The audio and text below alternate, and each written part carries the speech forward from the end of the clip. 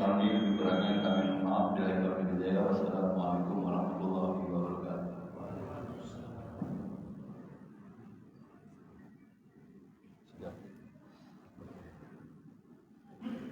Allahu Akbar, Allahu Akbar. Asyhadu an la ilaha illallah. Asyhadu anna Muhammadar Rasulullah. Hayya 'alas shalah, hayya 'alal falah. Qad qamatis shalah, qad qamatis shalah. Allahu Akbar, Allahu Akbar. La ilaha illallah.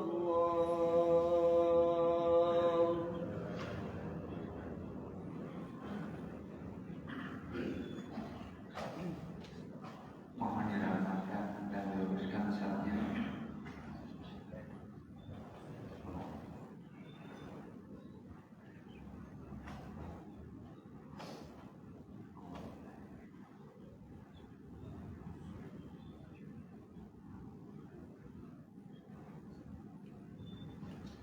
Allahu Akbar.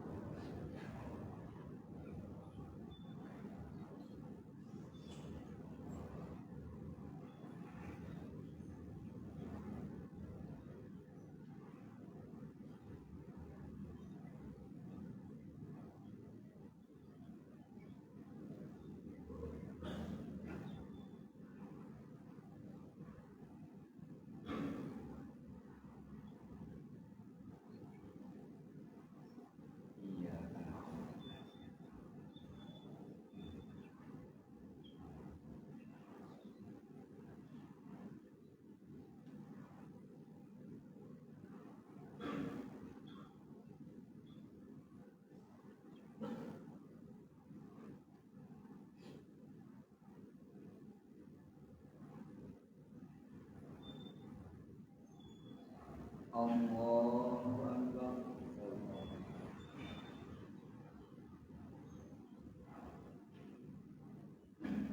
Sami'allahu liman hamidah. Allahu Akbar.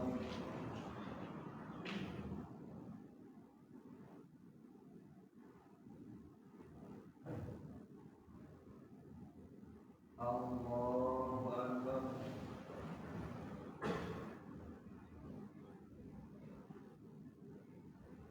Allahu Akbar.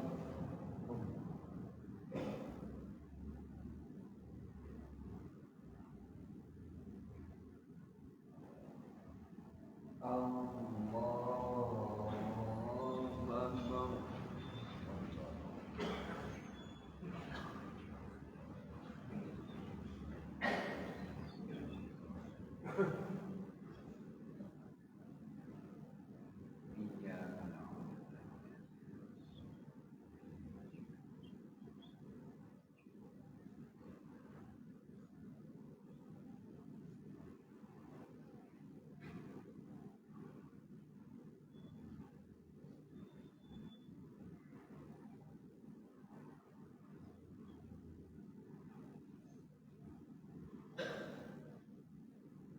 Allahu Akbar.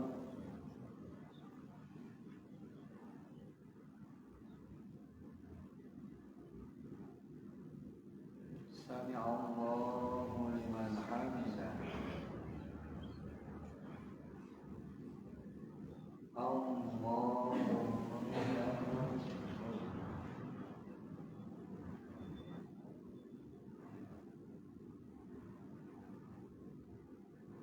Allahu Akbar.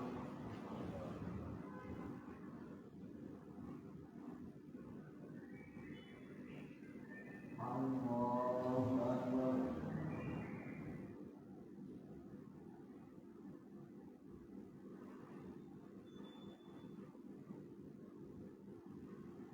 Allahu Akbar.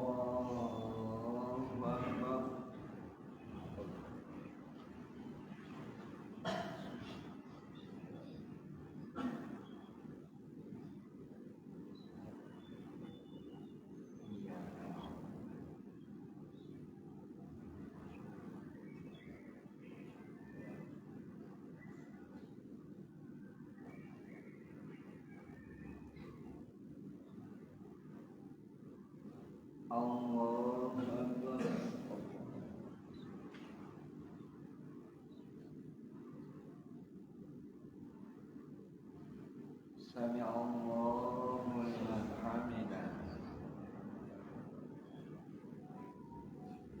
الله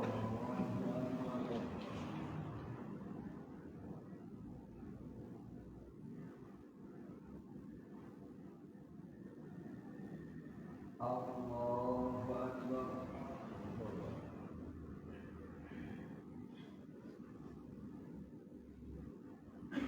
الله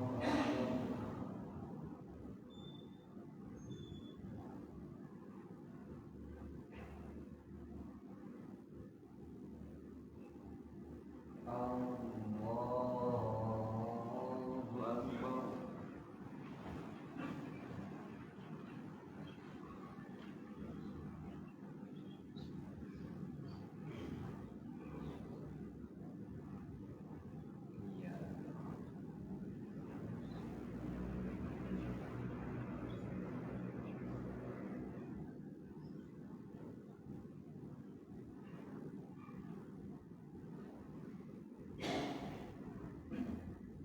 الله أكبر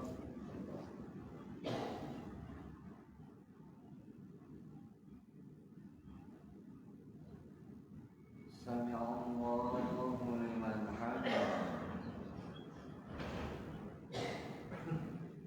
الله أكبر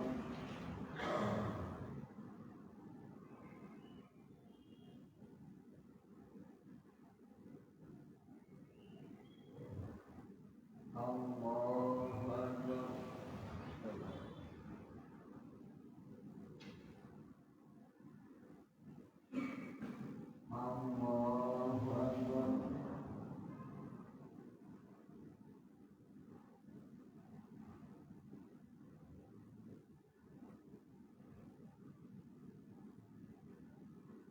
الله أكبر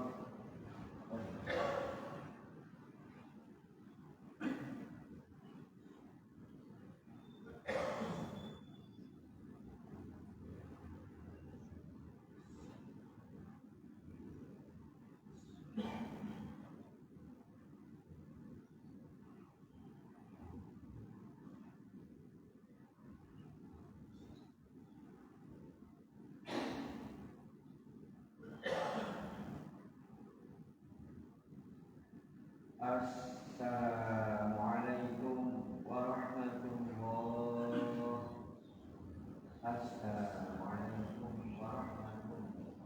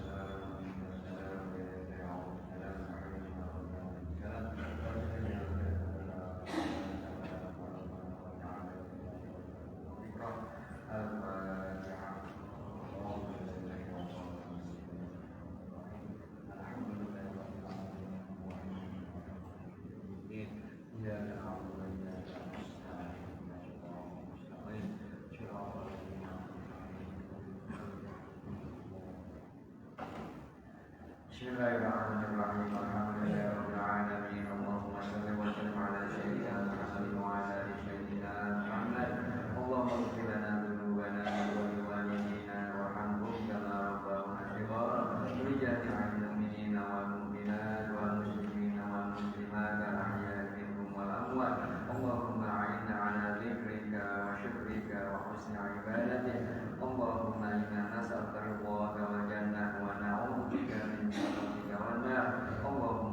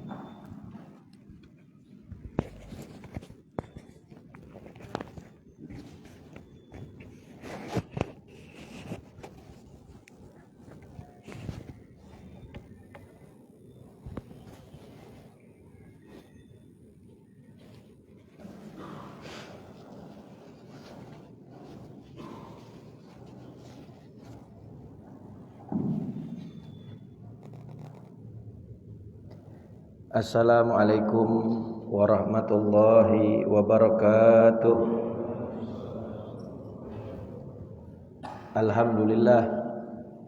Alhamdulillahilladzi farada alaina siyam wa nadaba ilaina al-qiyam. Wassalatu wassalamu ala khairil anam sayyidina wa nabiyyina wa maulana Muhammadin wa ala alihi wa ashabihi wa man tabi'ahum bi ihsan min yaumina hadza ila yaumil liqa'i maliki dayyan. Wa ba'du, rabbi shrah li sadri wa yassir li amri wahlul 'uqdatam min lisani yafqahu qawli wa qul rabbi zidna ilman warzuqna fahman.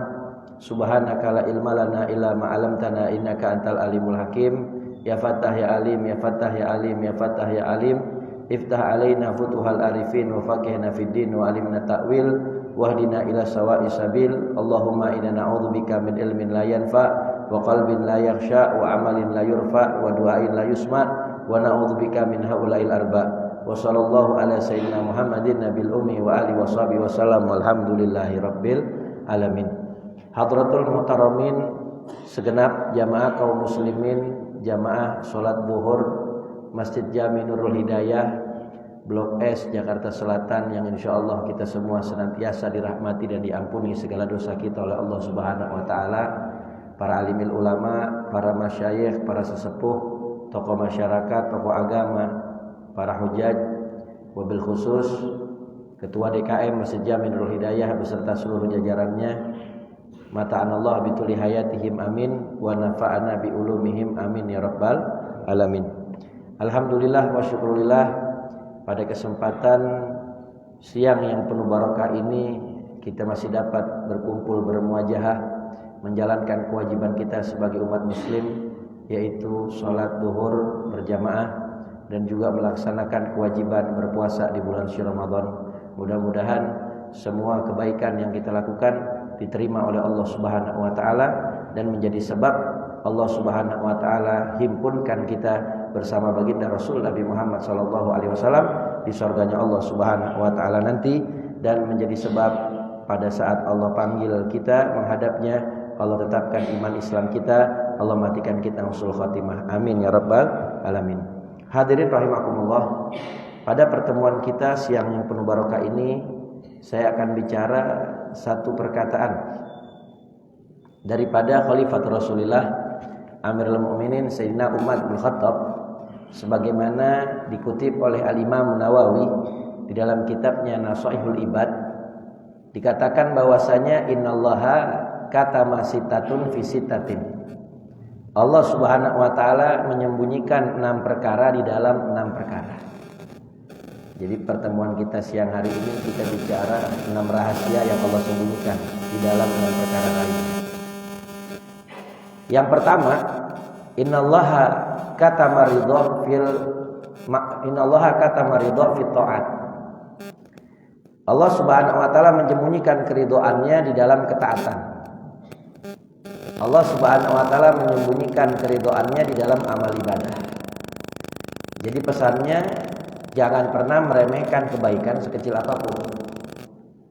Karena banyak di antara kita yang terkadang meremehkan amal kebaikan yang kecil, dan dia berprasangka bahwa dia akan masuk surga dengan amal ibadah yang besar.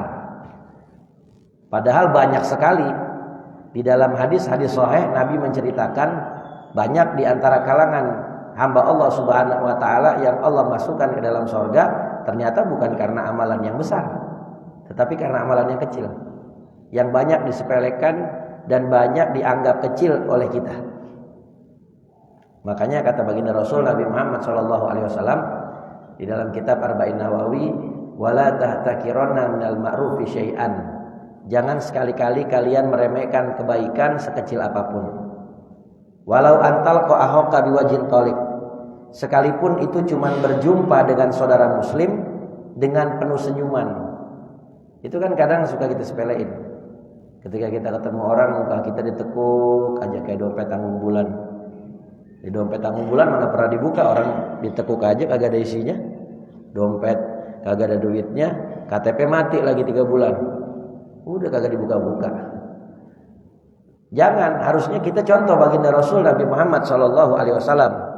Baginda Rasul Nabi Muhammad sallallahu alaihi wasallam, beliau itu kata Sayyidatuna Aisyah radhiyallahu taala anha warḍaha, kana Nabi sallallahu alaihi wasallam aktsaron nasi hamman wa ahsanahum tabassuman. Kata Sayyidah Aisyah, Rasulullah itu adalah seseorang yang paling banyak sekali urusan yang dipikirinnya. Kalau kita paling banyak mikirin urusan makan, urusan cicilan, urusan anak, urusan bini, urusan orang tua, kerjaan, udah. Rasulullah yang dipikirinnya banyak. Kenapa? Selain beliau memikirkan keluarga, sahabat, kerabat, lebih dari itu baginda Rasul Nabi Muhammad mikirin kita umatnya. Bagaimana caranya agar semua hamba Allah Subhanahu wa taala umat baginda Nabi Muhammad tidak ada satupun yang masuk ke dalam nerakanya Allah Subhanahu wa taala. Bahkan satu ketika di dalam kitab Sirah diterangkan, ketika ada jenazah orang kafir lewat di depan Nabi Muhammad, Nabi berdiri bangun.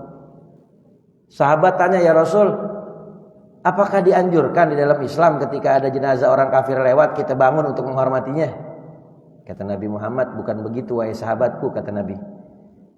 Kenapa aku berdiri? Aku meratapi. Kata Nabi Muhammad, talafatat minni ruhun wahid. Ada satu jiwa yang luput dari pertolongan aku sehingga dia mati dalam keadaan tidak memeluk Islam. Karena Nabi kepengen semua manusia ini matinya dalam keadaan iman dan Islam. Nabi mikirin gimana orang biar dapat hidayah. Nabi mikirin gimana caranya orang biar dapat petunjuk Allah Subhanahu wa taala memeluk Islam. Ini kita orang Islam bid'ah-bid'ahin sama kafir-kafirin orang Islam sendiri. Nabi mikirin bagaimana caranya mengislamkan orang-orang di luar Islam dengan ajaran yang lembut, dengan akhlak yang baik. Sampai ada satu yang meninggal lewat di depan Nabi, ketika dihantarkan jenazahnya Nabi bersedih, ada satu jiwa yang lepas dari diriku sedangkan aku tidak bisa menyelamatkannya. Tuh. Allah. Jadi pesannya apa? Pesannya jangan pernah kita remehkan kebaikan sekecil apapun.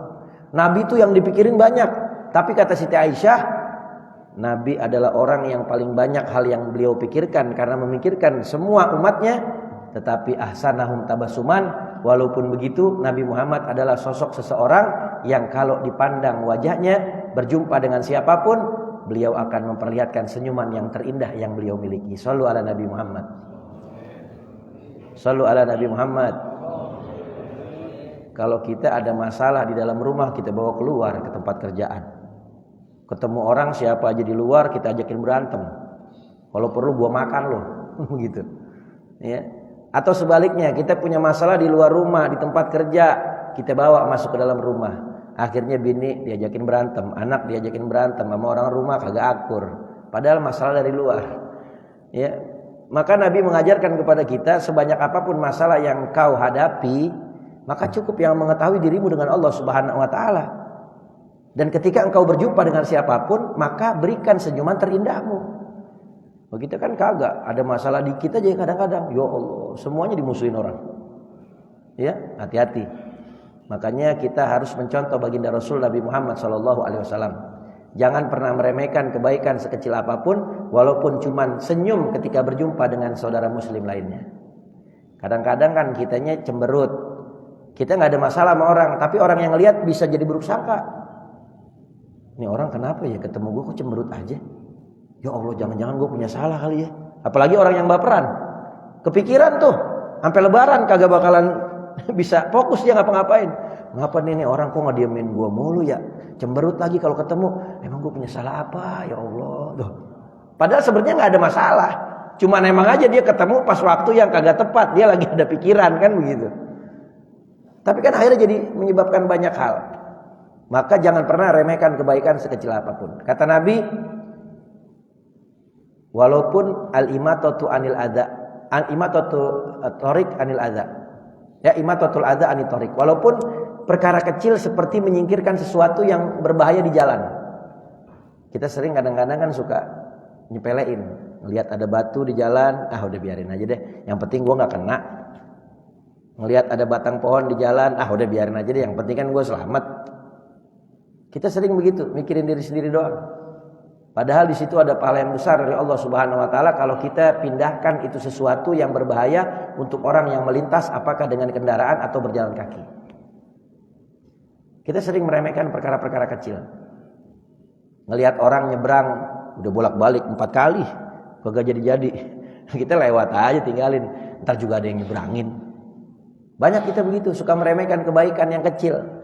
Padahal bisa jadi di perkara-perkara kebaikan yang kecil itu di situ ada ridhonya Allah dan ridhonya Allah itulah yang menjadi tiket kita ke surga. Contohnya apa Ustaz? Di dalam kitab Sahihul Bukhari, dalam kitab Adhkar Nawawi, di dalam kitab Riyadhus Shalihin ada cerita yang masyhur. Nabi menceritakan bagyun minal baghaya, ada seorang wanita pelacur yang dia pulang menjelang pagi tiba-tiba menjumpai seekor anjing yalhath min syiddati atsanihi yang lagi ngejilatin sumur karena saking kehausan. Apa yang dilakukan oleh pelacur tersebut? Dia lepaskan khuf sepatu kulitnya, diambilkan air dari sumur, dia minumkan kepada anjing tersebut hatta tartawi sampai anjing itu hilang hausnya. Maka dengan sebab rahmat kasih sayangnya kepada Allah, kepada makhluk Allah Subhanahu wa taala, seekor anjing itu, maka akhirnya ini perempuan mendapatkan taufik hidayah dari Allah Subhanahu wa taala, menjadi wanita yang taubatan nasuha, dalam riwayat menjadi perempuan yang solehah, matinya pun husnul khotimah. Coba tiket ke sorga tuh gara-gara perkara kecil yang mungkin kalau orang lain sepelein, ngasih minum anjing doang. Jadi pahala yang menyebabkan kunci taufik hidayahnya dan menjadi perempuan solehah dan dia masuk surga. Gara-gara perkara kecil. Maka jangan pernah kita remehkan perkara kecil sekecil apapun. Kebaikan tuh jangan pernah kita pandang remeh. Kita sering nyepelein sunnah. Pakai siwak kan sunnah ini. Qobliyah ba'diyah kan sunnah ini. Sholat sunnah wudu kan gak wajib ini. Kita sering meremehkan perkara-perkara sunnah. Padahal kata guru kami Murabi Arwahana Sayyidul Walid Al-Habib Umar bin Hafid, beliau mengatakan man tahawuna ala ada'i sunan hurimal faraid. Siapa orang yang suka meremehkan perkara sunnah, maka nanti lambat laun dia akan meninggalkan yang wajib. Suka ngeremehin yang sunnah nih, qobliyah, ba'diyah, pakai siwak, pakai minyak wangi. Perkara sunnah dia sepelekan. Ya, pakai baju gamis putih atau koko putih ketika kita melaksanakan ibadah, terlebih lagi sholat Jumat. Itu kan minas sunnah, termasuk sunnah. Kita anggap sepele, yang penting kan sholat, nggak perlu sunnahnya ini, kan nggak wajib. Maka orang yang suka meremehkan perkara sunnah, lambat laun dia akan mudah untuk meninggalkan yang wajib. Nanti dia bakalan gampang ninggalin sholat. Ntar bisa dikodok ini. Karena lagi di perjalanan ini kalau mau tahu, padahal perjalanannya nggak memenuhi syarat untuk dia qashar sholat, tapi dia tinggalin sholatnya. Na'udzubillah min dzalik. Dan orang yang suka meremehkan perkara yang wajib, maka nanti dia akan hurima ladatul ma'rifah, dia akan diharamkan, dia akan terhalang merasakan nikmatnya ibadah. Jadi selama ini yang bikin sholat kita nggak khusyuk, yang bikin baca Quran kita nggak netesin air mata, yang bikin kita sholawat sama Nabi nggak rindu, yang bikin kita doa pengennya buru-buru, itu salah satunya penyebabnya adalah karena kita suka meremehkan yang sunnah, nanti bakalan gampang ninggalin yang wajib, nantinya bakal terhalang untuk merasakan nikmatnya ibadah. Al-Imam Muhammad Jamalulail, salah seorang anak cucu baginda Rasul Nabi Muhammad di Hadramut, itu saking nikmatnya baca Al-Quran, itu kalau beliau lagi baca Al-Quran itu beliau merasakan seperti sedang menyantap madu yang manis. Makanya kalau di bulan Ramadan, di waktu pagi sampai waktu maghrib beliau tidak mau baca Al-Quran, beliau bacanya di waktu malam. Tetapi khatam Qurannya banyak. Saking apanya? Khawatir nanti dia membatalkan kenikmatan puasanya. Tuh di antara para salaf sampai seperti itu rasa nikmatnya ibadah. Makanya katanya Sayyidina Utsman bin Affan, kalau seandainya manusia tahu nikmatnya baca Al-Quran, maka mereka tidak akan pernah puas dan kenyang untuk meninggalkan baca Al-Quran. Terus baca Al-Quran. Kata Imam Hasan Basri, seandainya manusia tahu nikmatnya sholat menghadap Allah Subhanahu wa Ta'ala dan bagaimana dahsyatnya kenikmatan sujud, maka mereka tidak akan pernah mau mengangkat kepalanya dari tempat sujud. Kita kan kalau sholat pengennya buru-buru aja. Wudhu buru-buru, sholat buru-buru, doa buru-buru, baca Quran buru-buru. Apa yang kita gak buru-buru? Main HP kita gak buru-buru, nonton TV kita gak buru-buru, jalan-jalan kita gak buru-buru. Tapi kalau buat urusan ibadah kita seringnya buru-buru. Karena gak ada rasa nikmatnya di dalam ibadah yang kita kerjakan, karena kita sering melalaikan yang sunnah. Akhirnya jadi meninggalkan yang wajib, akhirnya terhalang merasakan nikmatnya ibadah. Ya, na'udzubillah min dzalik. Maka jangan pernah remehkan kebaikan sekecil apapun. Dengan sebab memberi minum seekor anjing menjadi sebab taufik hidayah dari Allah, menjadi tiket ke surga. Bahkan dijelaskan oleh para ulama salaf bagaimana kisahnya Al-Imamul Ghazali. Al-Imamul Ghazali, beliau ini dimasukkan surga oleh Allah Subhanahu wa Ta'ala di dalam riwayat bukan karena beliau banyak mengarang kitab, bukan karena sebab beliau ini banyak ibadah. Memang itu semua salah satu daripada amalan beliau. Beliau ini orang alim, beliau ini banyak mengarang kitab, beliau banyak muridnya belajar, beliau juga belajar kepada guru-gurunya, waktunya makmur dengan ibadah dan kebaikan.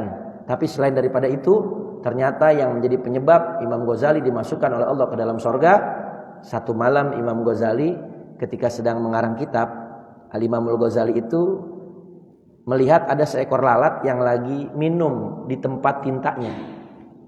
Nggak diusir. Karena kan kalau orang dulu tuh nulis pakai tinta. Kalau orang santri bilang namanya mangsi.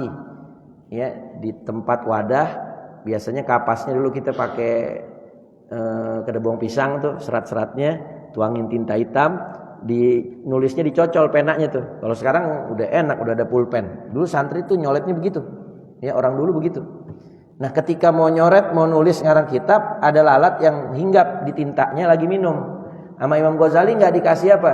Nggak diusir, tetap dibiarin sampai terbang sendiri sampai kenyang. Maka katanya dengan sebab rahmat kasih sayang kepada makhluk Allah itu, Allah masukkan ke dalam surganya Allah. Ya bukan berarti kita nganggap kecil juga perkara ibadah yang besar, bukan. Maksudnya kita kerjakan amal ibadah yang besar, pahalanya juga jangan remehin kebaikan yang kecil. Karena bisa jadi kita berharap dari dari amal ibadah yang besar kita masuk surga, ternyata dari yang kecil. Contoh, di dalam hadis kan Nabi katakan al-hajjul mabrur laisa lahul jaza ilal jannah. Haji yang mabrur itu tidak ada balasan yang pantas melainkan surga. Tetapi ternyata ada orang yang dia ibadah haji, ketika berjumpa dengan Allah, faja'alnahu haba'an mansura, Allah jadikan amal ibadahnya berterbangan seperti debu. Kenapa? Karena dia pergi hajinya karena pengen dipuji orang, pergi hajinya cari pandangan manusia, maka nggak ada pahalanya, sia-sia. Makanya jangan pernah remehkan kebaikan sekecil apapun, bisa jadi di situ ada ridhonya Allah Subhanahu wa Ta'ala. Ini yang pertama, yang Allah sembunyikan. Yang kedua, ya kayak model kita di jalan ketemu orang fakir miskin, kita kasih 2.000. Kadang kita suka sepelein, ngapain tuh orang kasih, belum tentu dia benar, susah, bisa jadi dia diorganisir orang. Urusan dia mau bohong, dia mau nipu, apa yang udah kita sedekahkan di jalan Allah, itu akan kita temukan pahalanya di sisi Allah. Kalau dia bohong, dia nipu, ya dia yang dosa. Tetapi bisa jadi dengan perkara 2.000 yang kita kasih itu, di situ ada ridhonya Allah, dan di situ jadi tiket kita ke surga. Tuh, jangan pernah remehkan kebaikan sekecil apapun. Ini yang pertama. Yang kedua, innallaha katama al-ghadab fil ma'siyah. Allah Subhanahu wa Ta'ala menyembunyikan kemurkaannya di dalam perbuatan dosa. Pesannya apa? Jangan pernah meremehkan dosa sekecil apapun. Walaupun kita anggap, ini kan timbang begini doang nih, timbang ngebohong sekali mah, istighfar juga lo ampunin. Timbang ngomongin aib orang, ntar juga kita minta maaf sama orangnya kelar. Jangan pernah meremehkan perbuatan dosa sekecil apapun. Kita kan timbang pegang-pegangan tangan doang Ustadz, gak ngapa-ngapain. Kadang ada orang sering yang begitu tuh, yang meremehkan perbuatan dosa dianggap kecil. Sama seperti orang kafir ketika ada lalat di hidungnya, maka dia akan tepis dengan mudah. Jangan kayak begitu kita. Sekecil apapun dosa yang kita perbuat, tetap kita melakukannya kepada Allah yang maha besar. Maka jangan pernah kita remehkan, apalagi yang dosa besar. Kan ada ceritanya tuh di dalam kitab Riyadhus Shalihin Adhkar Nawawi, seorang perempuan melihara seekor kucing. Ini hadisnya masyhur. Melihara seekor kucing, enggak dikasih makan, enggak dikasih izin juga untuk keluar cari makan sendiri, dikunciin di dalam ruangan. Hatta-matat sampai kucing itu mati. Akhirnya dengan sebab itu Allah masukkan itu perempuan ke dalam neraka.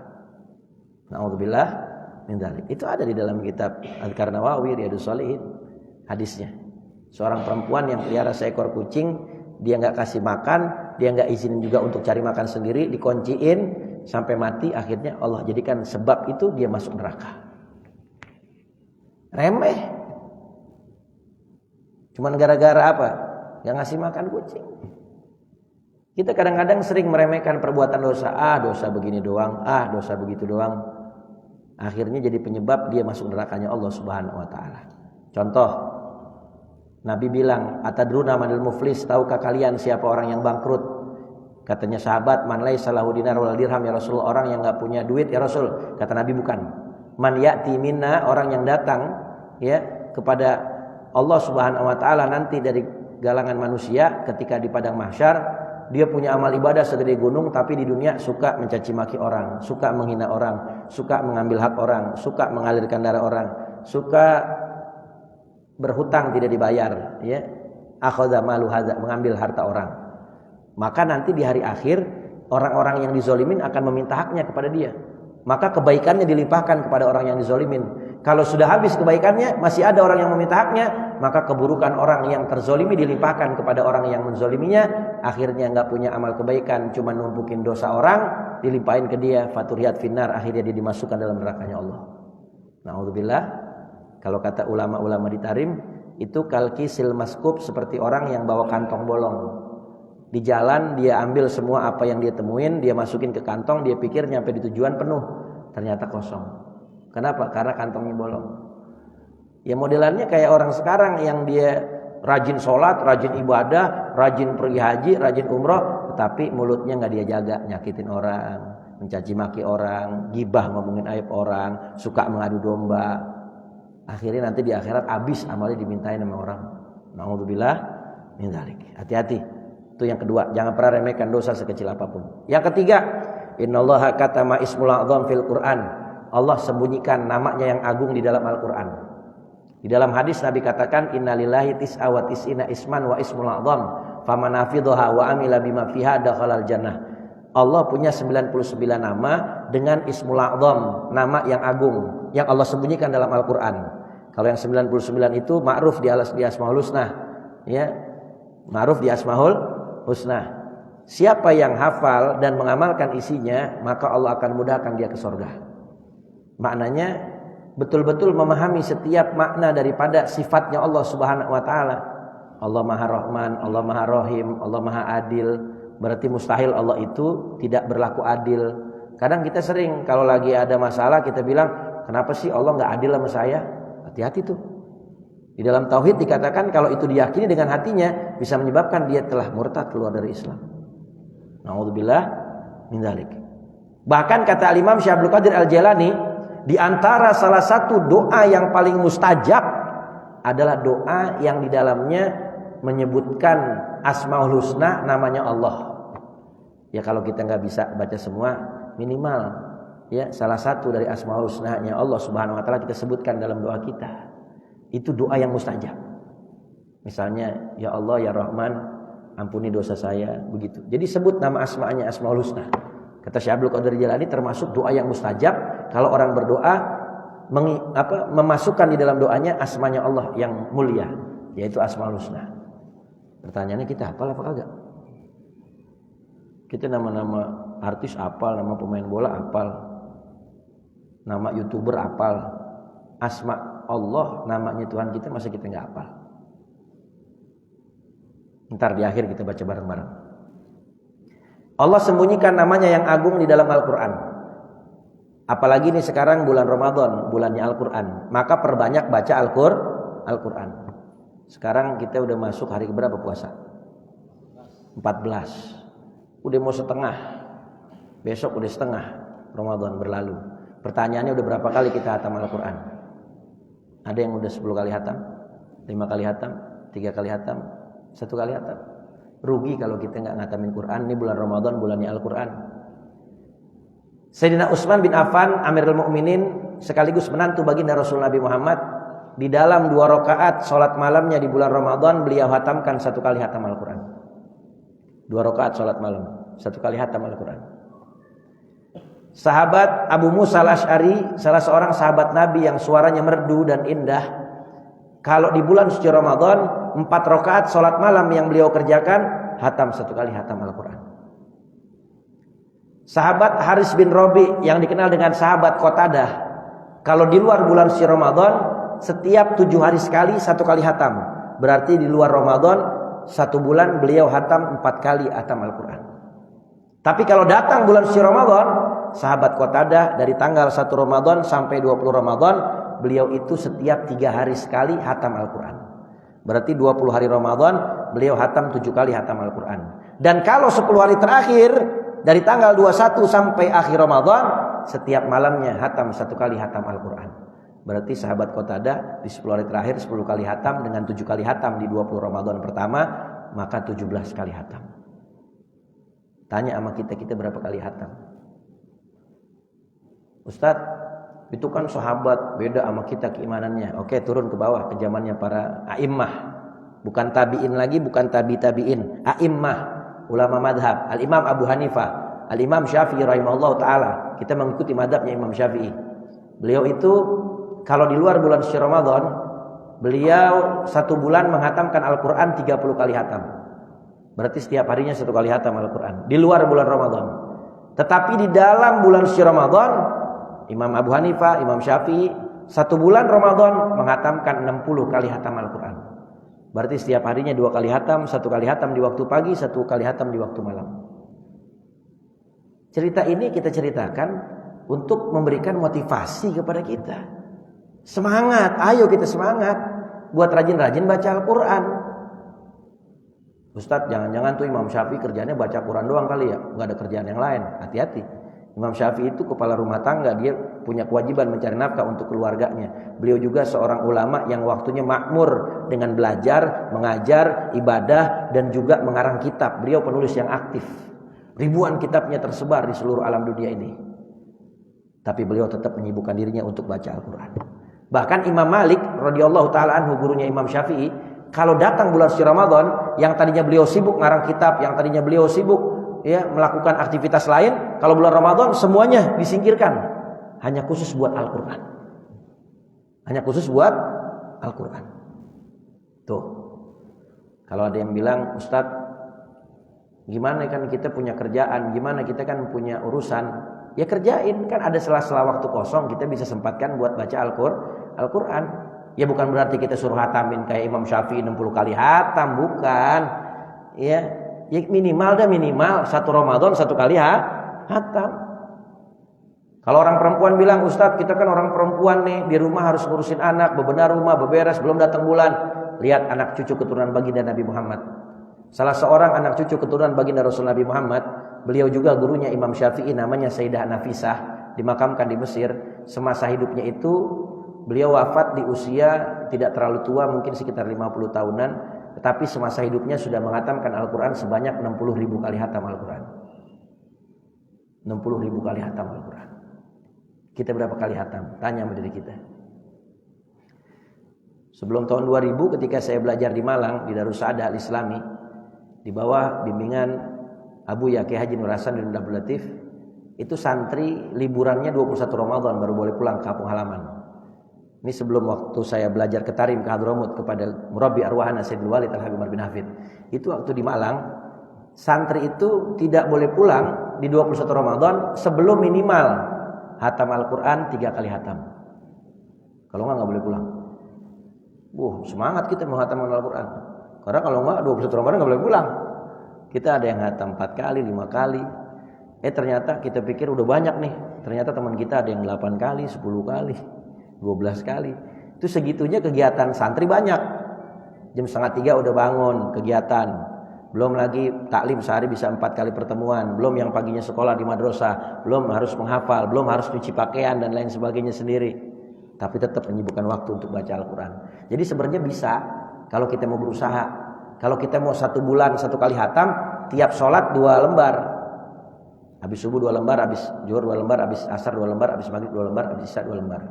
1 hari 1 juz Al-Quran, 1 bulan hatam 1 kali hatam Al-Quran.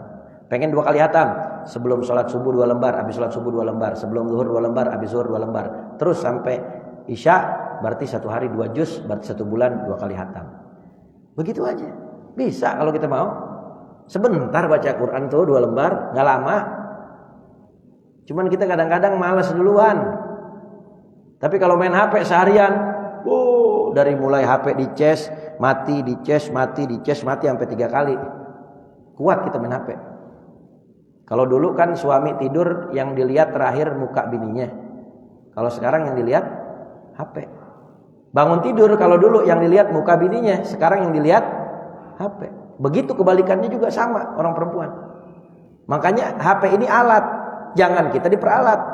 Kita yang harus menggunakan HP ini untuk hal-hal yang memang urgent. Jangan kita diperalat sama HP. Ya, banyakin baca Al-Quran. Yang keempat, Allah menyembunyikan innallaha katama Lailatul Qadari fi layali Ramadan. Allah menyembunyikan malam-malam Lailatul Qadar di malam-malam Ramadan. Makanya enggak dikasih tahu tanggal berapanya. Kata ulama bisa di 10 hari pertama, bisa di 10 hari pertengahan, bisa di 10 hari terakhir di malam-malam ganjil. Ada riwayat dari para ulama bahwa malam Lailatul Qadar didapat di malam 10 hari pertama, di 10 hari kedua. Tetapi yang masyhur dan kebanyakan ulama meriwayatkan di 10 hari terakhir. Di malam-malam ganjil 21, 23, 25, 27, 29. Makanya ulama-ulama habaib Jakarta bikin tuh tarawih keliling di malam-malam ganjil. Ada malam 21, ada malam 23, 24, 25, 27, 29. Ya, hadir bisa jadi di situ malam Lailatul Qadar. Tetapi enggak menutup kemungkinan di malam-malam genap juga di 10 hari pertama, kedua, ketiga ada malam Lailatul Qadar. Kenapa? Karena Allah sembunyiin biar kita dapat semua, biar kita enggak kalau dikasih tahu nih tahun ini Lailatul Qadar malam 27, udah malam-malam lain orang ngaso aja nyantai. Malam 27 yang penuh. Ya, tapi Allah sembunyiin biar kita menggapai semua malam-malam dengan ibadah. Jangan tinggal tarawih dan witir. Yang kelima, innallaha katama auliya'ahu fima bainan nas. Allah menyembunyikan wali kekasihnya di antara orang banyak. Pesannya apa? Jangan pernah kita pandang remeh orang yang kita lihat, siapapun itu. Timbang merbot doang nih, bisa jadi tuh merbot wali Allah. Timbang tukang minta-minta doang nih, bisa jadi tuh tukang minta-minta yang kita anggap remeh wali Allah. Jangan pernah kita pandang remeh sebelah mata siapapun yang kita lihat. Kata Nabi Muhammad, ada satu orang yang dia datang dari tempat yang jauh, pakaiannya lusuh, rambutnya acak-acakan. Seandainya dia angkat tangan minta sama Allah, la abarrahu, Allah akan kabulkan doanya. Karena bisa jadi itu wali kekasihnya Allah. Makanya kata ulama di tarif, majtama arbaun fi majlisin ila wahidun wali min auliyaillah. Tidaklah berkumpul 40 orang di dalam satu majlis, di dalam satu perkumpulan, kecuali salah satunya pasti ada orang yang paling dekat dengan Allah, ada wali kekasihnya Allah Subhanahu wa taala. Entah diangkat jadi walinya karena ibadah, entah diangkat jadi walinya karena hatinya bersih daripada penyakit-penyakit hati, enggak suka hasut sama orang, enggak punya dendam, bersih hatinya. Kita enggak tahu seseorang ini diangkat jadi wali ini karena apa. Maka jangan pernah kita pandang remeh siapapun yang kita lihat. Kita harus berbaik sangka. Jangan pernah ngerendahin orang. Yang keenam sebagai penutup, innallaha katama al ajal fil umur. Allah Subhanahu wa taala menyembunyikan ajal manusia di dalam umur kita. Kita enggak tahu apakah kita pulang di umur 30, apa 31, apa 32, 33, 34, 35. Enggak ada yang tahu. Mungkin dipikir nih orang bakalan panjang umur, sehat badannya, ternyata meninggal. Kadang nggak sakit lagi, ya. Ada ilallah Al Habib Hasan bin Ja'far As-Segaf, itu kewafatan beliau itu bagaikan petir yang menyambar di siang bolong. Bayangkan aktivitas dakwah beliau yang begitu padat, pulang dari umroh, berangkat ziarah ke Tarim, hadir ziarah Nabi Allah Hud, lalu kemudian pulang ada agenda dakwah di Batam, lalu lanjut agenda dakwah di Singapura. Lalu masuk bulan Ramadan, kegiatan dengan santri-santrinya, tarawih bareng berjamaah. Lalu kemudian paginya sholat subuh berjamaah masih ngimamin, habis sholat duha masuk ke dalam kamar, meninggal. Umur 47 masih muda, meninggal dalam keadaan ibadah. Ya Allah, nikmat begitu. Kita nggak tahu gimana kita pulang. Kita nggak tahu kapan kita mati, di mana kita mati, dengan cara apa kita mati. Maka mudah-mudahan kita perbanyak taubat kepada Allah. Ini bulan Ramadan, bulannya kita memohon ampun, bulannya panen pahala dan ampunan. Mudah-mudahan Allah matikan kita husnul khotimah. Amin ya rabbal alamin. Walillahil asmaul husna fad'uhu biha nas'aluka ya Allah ya Rahman ya Rahim ya Maliku ya Kudus ya Salam ya Mu'min ya Muhaimin ya Aziz ya Jabbar ya Mutakabbir ya Khaliq ya Bari ya Musawwir ya Ghafar ya Qahar ya Wahhab ya Razak ya Fatah ya Alim ya Qabid, ya Basit, ya Khafid, ya Rafi, ya Mu'izzu, ya Mudhillu, ya Sami, ya Basir, ya Hakam, ya Adlu, ya Latif, ya Khabir, ya Halim, ya Azim, ya Ghafur, ya Syakur, ya Aliyu, ya Kabir, ya Hafid, ya Mukid, ya Hasib, ya Jalil, ya Karim, ya Raqib, ya Mujib, ya Wasi'u, ya Hakim, ya Wadud, ya Majid, ya Ba'ithu ya Syahid, ya Haqqu ya Wakil, ya Qawiyyu ya Matin, ya Waliyyu ya Hamid, ya Muhsi ya Mubdi'u ya Mu'id, ya Muhyi ya Mumit, ya Hayyu ya Qayyum, ya Wajid ya Majid, ya Wahid ya Ahad, ya Fardu ya Somad, ya Gadir ya Muqtadir, ya Muqaddim ya Muakhir, ya Awal ya Akhir, ya Zahir ya Batin, ya Wali ya Muta'al, ya Barru ya Tawab, ya Mun'im ya Muntaqim, ya Afu ya Ra'uf, ya Malikal Mulki ya Dzal Jalali wal Ikram, ya Muqsit ya Jami ya Ghaniyu ya Mughni ya Mani ya Dar, ya Nafi ya Nur, ya Hadi ya Badi', ya Baqi ya Waris, ya Rashid ya Sabur. Allahumma taqabbal du'a, Allahumma taqabbal du'a, Allahumma taqabbal du'a, Allahumma taqabbal minna salatana wa siyamana wa qiyamana wa ruku'ana wa sujudana wa takhashu'ana wa ta'budana wa tadarru'ana wa tamim tasya Allah birahmatika ya arhamar rahimin. Allahumma tamim alaina syahrul ramadan, Allahumma tamim alaina syahrul ramadan, Allahumma tamim alaina syahrul ramadan wa inna ala siyam wal qiyam wa sadaqah wa tilawatil Qur'an wal birri wal ihsan wa itqu minan niran wa lailatul qadari wal ghufran wa sallallahu ala sayyidina Muhammadin nabil ummi wa alihi wasallam walhamdulillahirabbil alamin. Insyaallah manfaat di dunia wal akhirah. Kurang lebihnya saya mohon maaf. Jangan lupa saksikan terus Islam itu Indah setiap hari Senin sampai Ahad di Trans TV jam 5 pagi. Ada saya, Ustadz Maulana, Ustadz Syam dan guru-guru yang lain. Juga Cahaya Hati di Ainus TV dan Damai Indonesiaku di TV One. Walafu minkum. Wassalamualaikum warahmatullahi wabarakatuh.